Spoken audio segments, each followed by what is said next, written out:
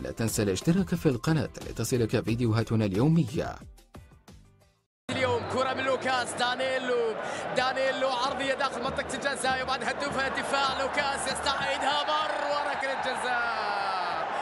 وركلة جزاء لريال مدريد مع الدقيقة الرابعة. لوكاس ابن النادي الموهوب الذي دائما ما يحاول الاستفادة من أي وقت يحصل عليه أساسيا في تشكيلة مدريد أو عندما يدخل كبديل. لوكاس هنا عدى ومر وبحث عن ركلة جزاء موجودة، نعم لعقب موجودة من الدفاع، وأمام فرصة هدف أولى في هذه المباراة. كريستيانو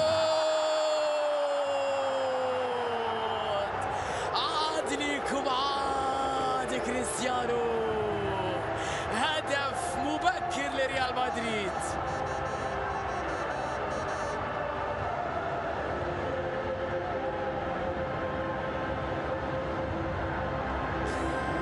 كريستيانو رونالدو من علامة الجزاء يسجل لريال مدريد الهدف الأول المبكر جدا في هذه المباراة. الأجواء ممتعة جميلة لمدريد أن يبدأ بهذه الصورة بعد العمل الرائع من لوكاس وكريستيانو بهذه الضربة بهذا الهدف، أيضا رقما جديد لأنه كريستيانو أصبح هداف الليغا، 9 أهداف في هذا الموسم، وبداية ممتازة بالنسبة لصاروخ ماديرا لريال مدريد لزيدان.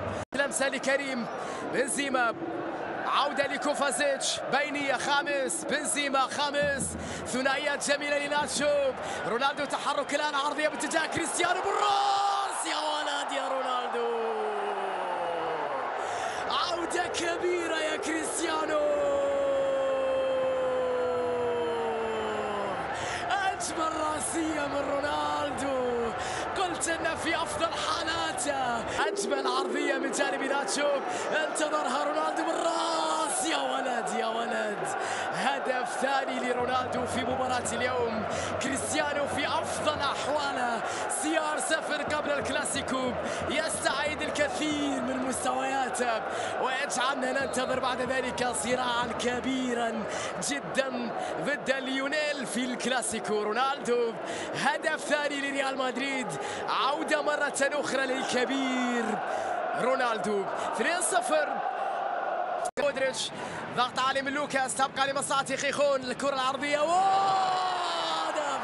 هدف جميل لمصلحة سبورتينغ خيخون. عودة لسبورتينغ عن طريق كارمونا، نعم فعلها كارمونا، هدف مفاجئ للجميع. تمرير أولا شوفها بعد ذلك، لكن هنا الهجمة بعد ذلك استمرت بشكل جيد لمصلحة خيخون. الكرة العرضية للمندفع القائم أو القادم من الخلف، كارمونا يضع الكرة في شباك ريال مدريد. الله على لمسة جميلة في الزاوية البعيدة.